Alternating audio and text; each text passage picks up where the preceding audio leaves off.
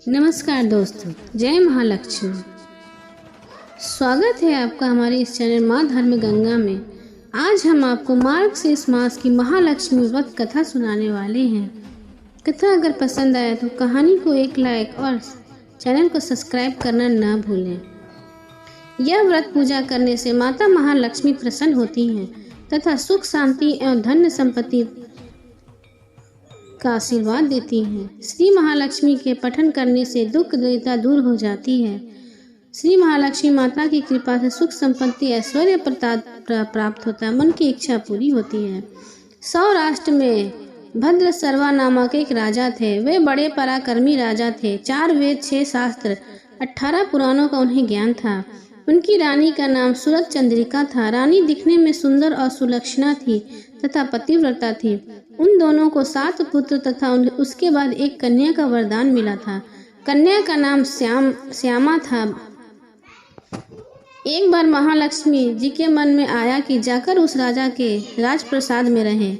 इससे राजा को दुगनी धन दौलत की प्राप्ति होगी और वह इस धन दौलत से अपनी प्रजा को सुख दे पाएगा। गरीब के कारण घर के अगर रहें, उसे धन दौलत प्राप्त हो तो स्वार्थी की तरह केवल अपने ऊपर खर्च ही करेगा। यह सोचकर श्री महालक्ष्मी जी ने बूढ़ी ब्राह्मणी स्त्री का रूप धारण किया। हाथ में लाठी लिए लाठी के सहारे रानी के द्वार तक पहुंची।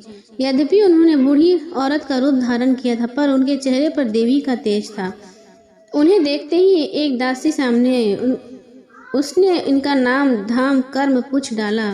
वृद्ध ब्राह्मण का रूप धारण कर माँ लक्ष्मी ने कहा, बालिके, मेरा नाम कमला है। मेरे पति का नाम भुवनेश है।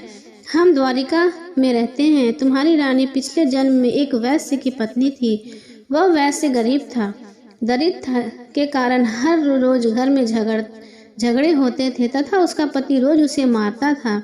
इन बातों से तंग आकर वह घर छोड़कर चली गई तथा वन में जंगल में खाली पेट भटकने लगी। उसकी इस दुर्दशा पर मुझे दया आई। तब मैंने उसे सुख संपत्ति देने वाली श्री महालक्ष्मी की कथा सुनाई। मेरे कहने पर उसने श्री महालक्ष्मी जी का व्रत किया। श्री महालक्ष्मी जी प्रसन्न हुई और उसकी गरीबी दूर हुई।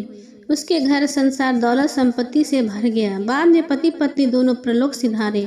लक्ष्मी व्रत के कारण वे लक्ष्मी लोक में रहे। उन्होंने जितने साल महालक्ष्मी का व्रत किया उतने हजारों साल उन्हें सुख भोग मिला। इस जन्म में उसका जन्म राजघराने में हुआ, परंतु वह श्री महालक्ष्मी का व्रत करना भूल गई है। उसे यह याद दिलाने में आई हूँ। बुढ़िया की बातें सुनकर दासी उन्हें प्रणाम किया तथा श्री महालक्ष्मी व्रत किस तरह किया जाए इसके बारे में पूछा। बुढ़िया रूप धारण किए हुए श्री महालक्ष्मी माता ने दासी को पूजा विधि तथा महिमा बताई। इसके बाद वह दासी माता को प्रणाम कर रानी को बात बताने अंदर चली गई। राज वैभव में रहते हुए रानी को अपने ऐश्वर्य का बहुत घमंड हुआ। संपत्ति तथा अधिकार की वजह से वह उत्तम हो गई थी। दासी द्वारा बताई गई बुढ़िया की बातें सुनकर वह आग बबूला होकर राजद्वार पर आकर बुढ़िया रूपी श्री महालक्ष्मी पर बरस पड़ी। उसे यह मालूम नहीं था कि श्री महालक्ष्मी माता बुढ़िया का रूप धारण किए द्वार तक आई हैं, परंतु रानी का इस कदर रुख बर्ताव तथा अपने अनादर देखकर माता ने वहां से ठहरना ठीक न समझा। वे वहां से चल पड़ी। राह में उन्हें राजकुमारी श्यामबाला मिली। उन्होंने श्यामबाला को सारी बात बताई। श्यामबाला ने अपनी ओर से श्री महालक्ष्मी माता से क्षमा मांगी। माता को उस पर दया आई। उन्होंने श्यामबाला को श्री महालक्ष्मी व्रत के बारे में बताया। उस दिन अगहन माह का पहला गुरुवार था। श्यामबाला ने परम श्रद्धा से श्री महालक्ष्मी का व्रत रखा। फलस्वरूप राजा सिद्धेश्वर के सुपुत्र मालाधार से उनका विवाह हुआ। वह धन दौलत ऐश्वर्य वैभव से माला माल हो गई। पति का साथ ससुराल में आनंद से जीवन बिताने लगी। इधर श्री महालक्ष्मी का रानी का प्रकोप हुआ। फलस्वरूप राजा भद्र सर्वा का राज्य एवं राज कारोबार नष्ट हो गया। यहाँ तक कि खाने के लाले पड़ गए। ऐसी हालत में एक दिन रानी ने राजा से निवेदन किया, हमारा दामाद इतना बड़ा राजा है, धनवान है, ऐश्वर्यशाली है, क्यों ना उसके पास जाया जाए, अपना हाल उसे बताएं, यह जरूर हमारी मदद करेंगे। इस बात पर राजा भद्र सर्वा दामाद के पास रवाना हुए। राज्य में पहुंचकर एक तालाब के किनारे थोड़ी देर विश्राम करने के लिए ठहरे। तालाब से पानी लेने जाते दासिया ने उन्हें देखा। उन्होंने विनम्रता से पूछताछ की। जब उन्हें यह मालूम हुआ कि रानी श्यामबाला के पिता हैं तो दौड़ते हुए जाकर उन्होंने रानी को सारी बात बताई।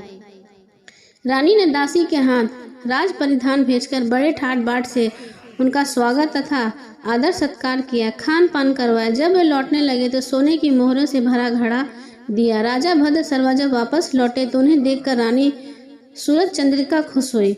उन्होंने सोने की मोहरे से भरे घड़े का मुंह खोल पर हाय भगवान, घड़े में धन के बदले कोयले मिले। यह सब श्री महालक्ष्मी माँ के प्रकोप से हुआ।